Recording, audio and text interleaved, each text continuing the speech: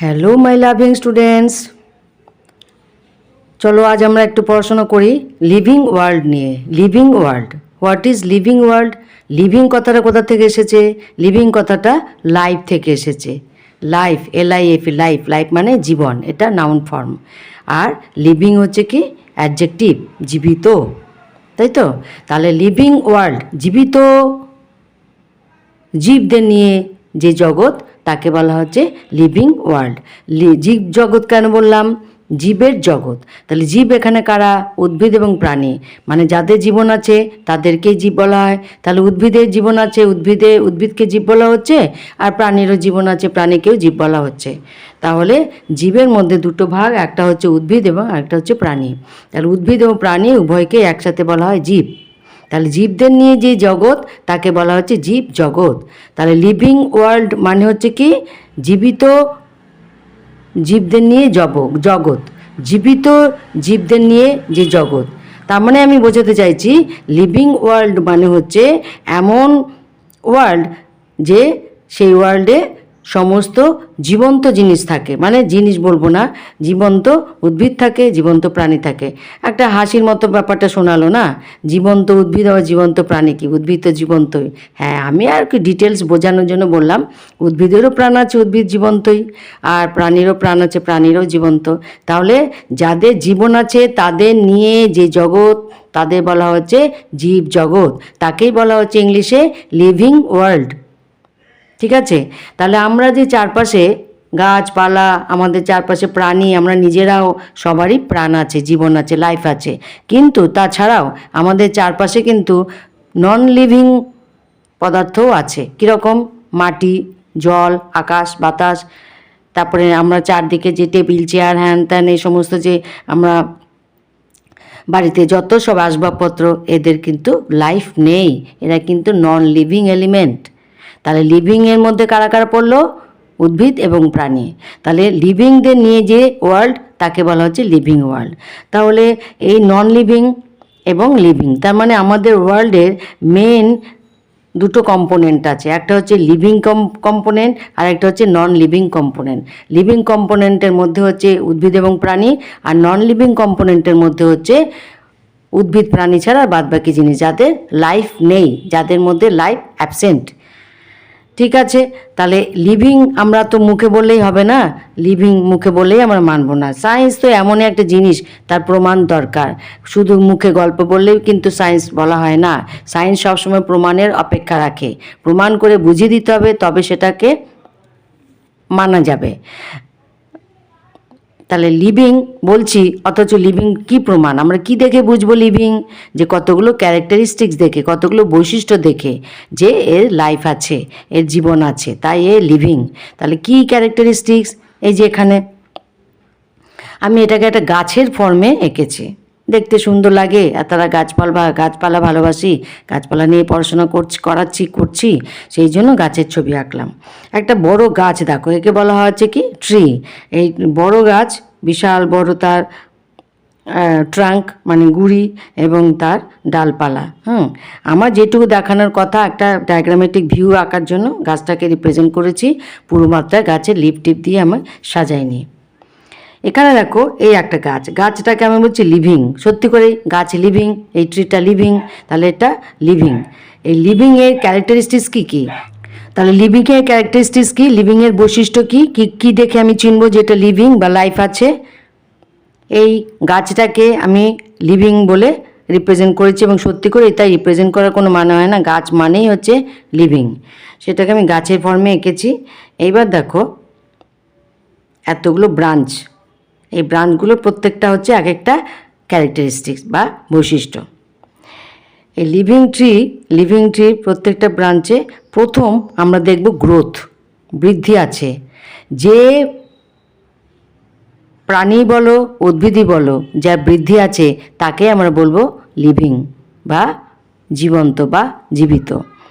এখন এর মধ্যে একটা পয়েন্ট আছে, বৃদ্ধি মানে কি একদম ছোট থেকে একদম বাড়তে বাড়তে বাড়তে বাড়তে মৃত্যু পর্যন্ত তার গ্রোথ হচ্ছে, এটাকে বলা হচ্ছে বৃদ্ধি। বৃদ্ধিটা কি হয়, উদ্ভিদ বলো প্রাণীর বলো, এই বৃদ্ধিটা কি হয়, বৃদ্ধিটা হচ্ছে কি আমাদের ইন্টারনাল বৃদ্ধি, আমাদের শরীরের আভ্যন্তরীণ বৃদ্ধি, বাইরে বৃদ্ধি নয়। শরীরের আভ্যন্তরীণ বৃদ্ধিটা কি করে হয়, সেল ডিভিশন বা কোষ বিভাজনের মাধ্যমে হয়। তাহলে লিভিং যারা তাদের মধ্যেই সেল ডিভিশন সম্ভব, নন লিভিং যারা তাদের মধ্যে সেল ডিভিশন সম্ভব নয়।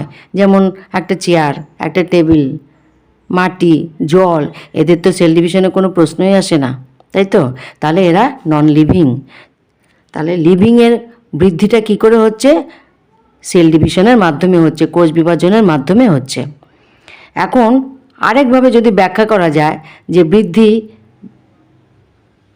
বর্ষাকালে দেখবে কাঠের দরজা লাগতে চায় না, মানে বন্ধ করতে অসুবিধা হয়। কেন?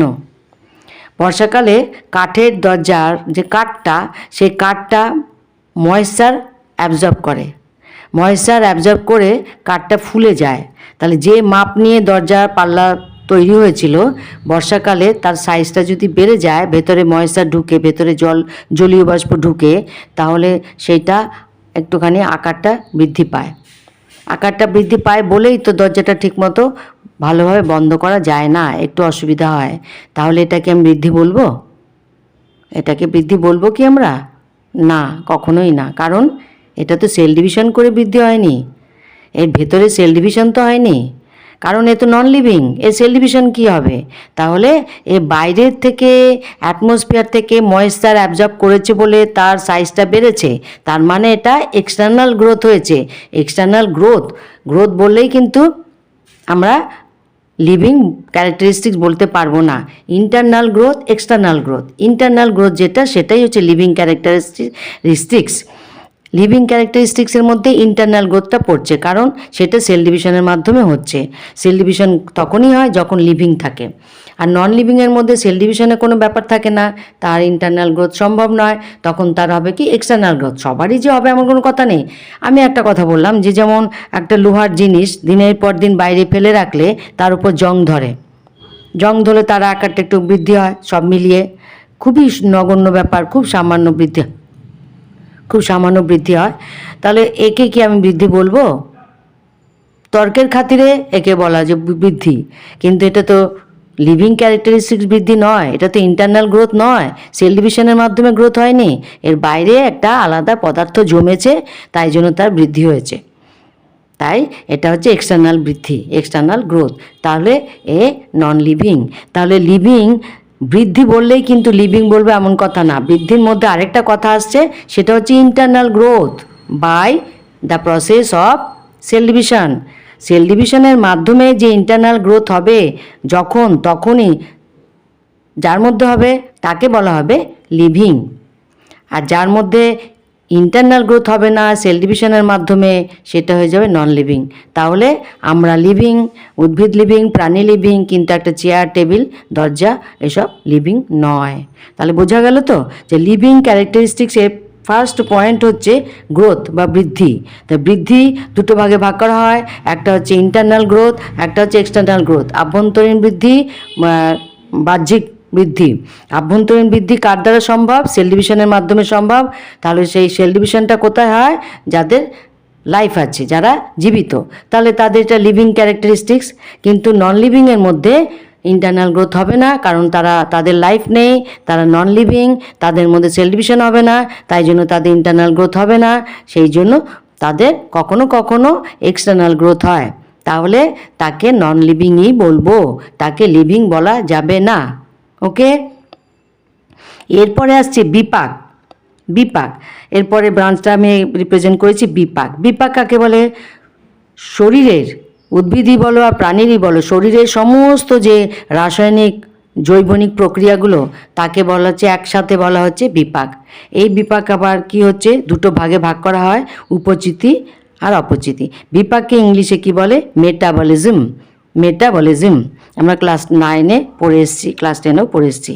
এবার এই মেটাবলিজম দু রকমের হয়, সেটা কি? উপচিতি, অপচিতি। এইগুলো কি? মেটাবলিজমটা কি বললাম? জৈব রাসায়নিক প্রক্রিয়া। উদ্ভিদের শরীরের ভেতরে হচ্ছে, প্রাণীদের শরীরের ভেতরে হচ্ছে। তাহলে জৈব রাসায়নিক প্রক্রিয়া দু রকমের হয়, একটা হচ্ছে কি গঠনমূলক আর একটা হচ্ছে ধ্বংসাত্মক। গঠনমূলক মানে কি, গঠন হচ্ছে, ফর্মেশন হচ্ছে, সিনথেসিস হচ্ছে, তখন তাকে বলা হচ্ছে অ্যানাবলিজম। অ্যানাবলিজম আর উপচিতি। তাহলে উপচিতি বা অ্যানাবলিজম কোনটা?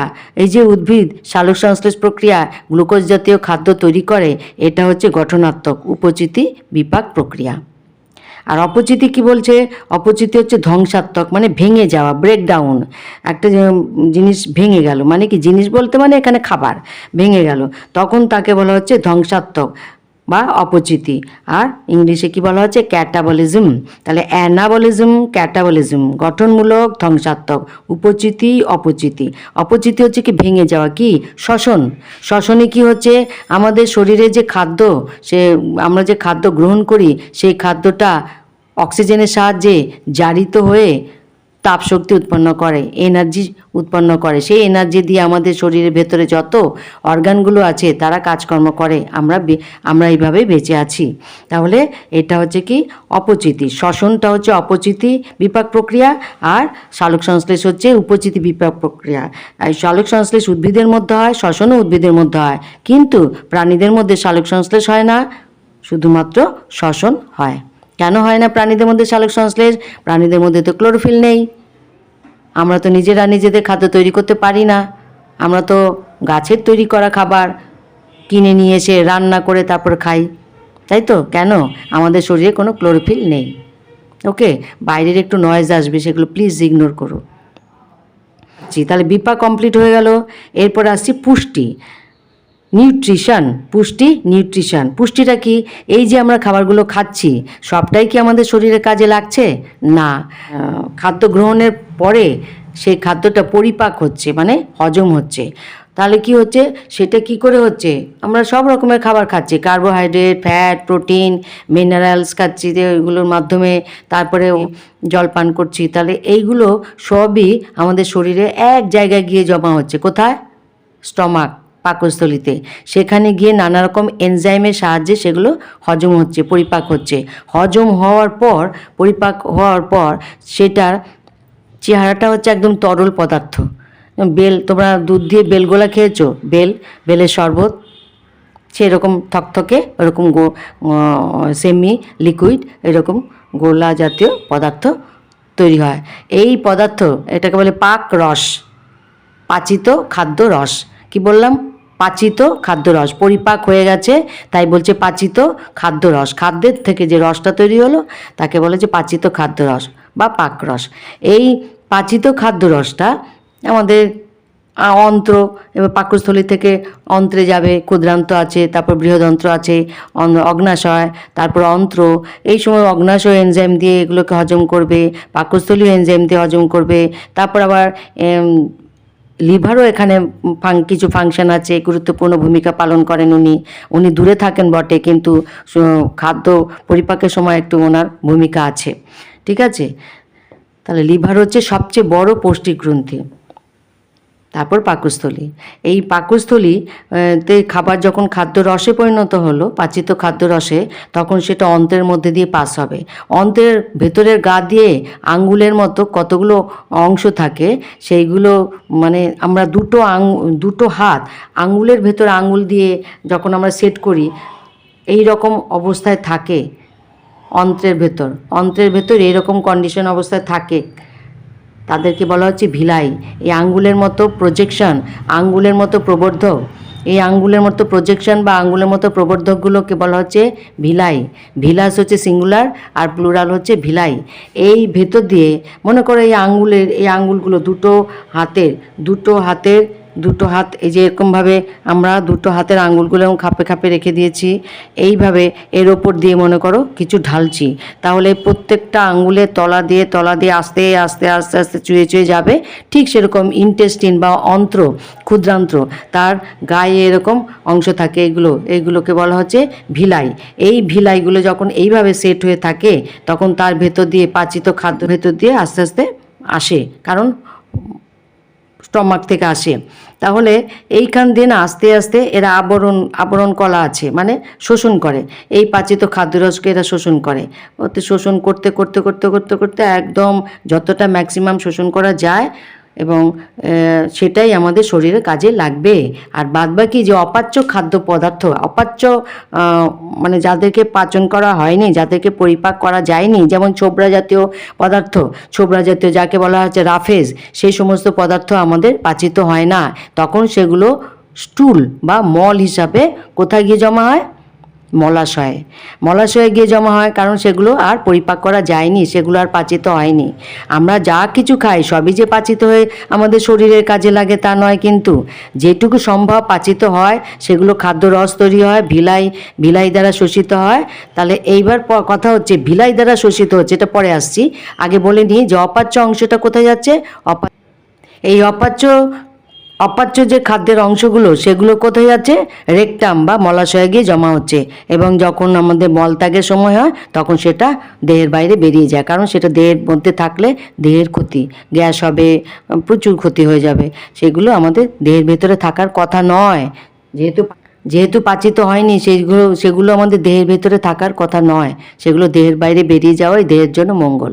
তাহলে পুষ্টিটা এইভাবেই হচ্ছে, একেই বলা হচ্ছে পুষ্টি। পুষ্টি কাকে বলছে? আমরা যে খাবার গ্রহণ করছি সেই খাবারটা পাক হচ্ছে বা পাচিত হচ্ছে, পাচিত হওয়ার পর সেটা খাদ্যরসে পরিণত হচ্ছে। সেই খাদ্যরসটা আমাদের দেহের অন্ত্রের ভিলাই শোষণ করছে, শোষণ করে এবার কোথায় যাচ্ছে?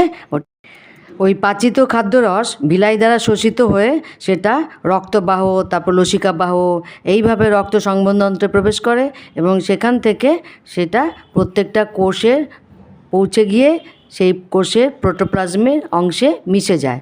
এইভাবে যে প্রত্যেকটা কোষ ওই পাচিত খাদ্যরসটাকে আত্মস্থ করলো, এটাকে বলা হচ্ছে আত্তীকরণ।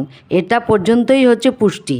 তারপরে হচ্ছে কি, অর্ধপাচিত বা অপাচ্য জিনিস দেহের বাইরে বেরিয়ে যাবে, ওটা আর পুষ্টির মধ্যে পড়ে না, ওটাকে বলা হচ্ছে বহিষ্করণ। মানে ওটা বর্জ্য পদার্থ, ওটা দেহের বাইরে বের করে দিতে হবে, ওই জন্য ওটাকে বলা হচ্ছে বহিষ্করণ। কিন্তু প্রত্যেকটা কোষে কোষে যে পৌঁছে গেল পাচিত খাদ্যরস রক্ত দ্বারা সংবাহিত হয়ে, সেই পর্যন্তই হচ্ছে পুষ্টি, ওটাকে বলা হচ্ছে আত্তীকরণ। এই রক্ত আমাদের শরীরে ইম্পর্টেন্ট একটা জিনিস, ওই রক্ত না শরীরে একদম ডেড। আচ্ছা, তাহলে বৃদ্ধি পড়লাম আমরা, বিপাক পড়লাম, পুষ্টি পড়লাম, বাকিটা নেক্সট ক্লাসে আমরা পড়ব।